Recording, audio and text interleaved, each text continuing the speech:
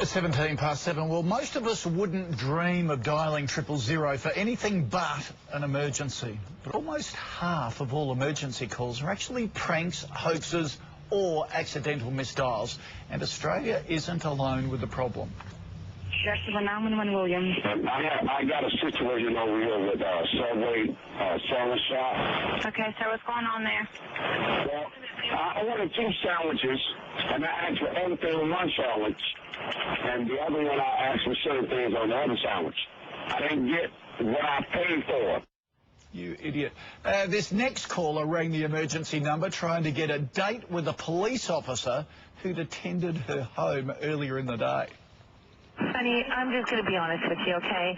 I just thought he was cute. I'm 45 years old, and I'd like to meet him again.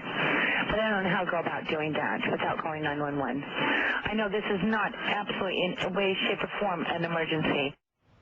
You just shake your head. Well, the police did come back to arrest her. But in Australia, apart from being charged, you could also lose your telephone privileges.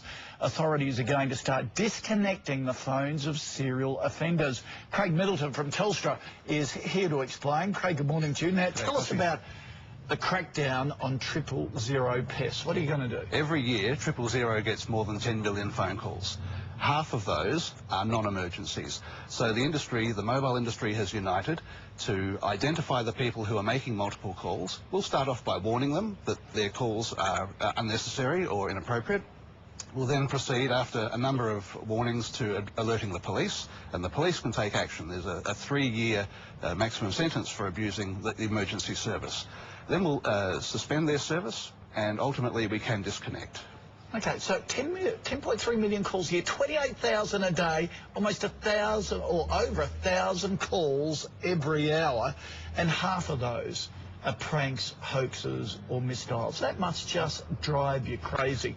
What impact does it have on people who really do have an emergency? Well, as you can imagine, when they're taking that volume of calls, every second of call spent on a call that's not an emergency is a delay to somebody who really needs help. If your house is on fire, you don't want to wait on the phone to talk to the fire brigade when somebody else might have been ringing in. And this is a true story. Somebody rang in about a sparrow with a broken leg in their backyard and wanted help. So kids with homework, people locked out of their houses, they're not the sort of calls we need on 000. Because although we just played some American examples there, we couldn't play Australian ones because of privacy laws here in Australia. But we laugh at the Americans, but we're just as bad by the sound of it. We get calls from people wanting help with flight arrangements, taxis. We had somebody ring for an ambulance to pick up some milk for them. But they go from the farcical at one end through to the malicious at the other, where people will report a false road accident, for example. OK. All right. These ones you're talking about are clearly stupid, and any sensible Australian would know not to call those numbers. But one person's emergency might not be another's, so sometimes there's a grey area. Tell us the rules, if you like, that we should adopt in calling 000. Sure. 2 things. One, is it life-threatening? Is it a medical emergency? Is somebody injured? Or is there a fire in a house, for example? So a life-threatening situation. The second is it time-critical? Somebody might not be injured, but there might be a building on fire. There might be somebody requiring rescue or assistance in that sort of nature. The emergency services all have separate numbers for general inquiries. So we reserve 000 for those which are time-critical or life-threatening. OK. Just a couple of quick things while I've got you here.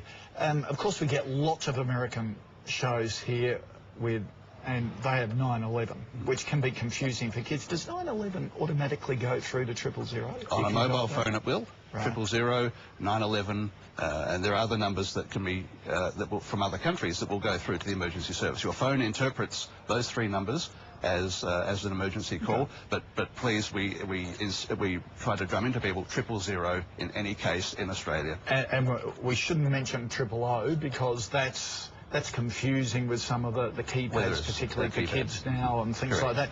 And also, when you're out of range on your mobile, it says sort of out of range except for SOS. How does that work?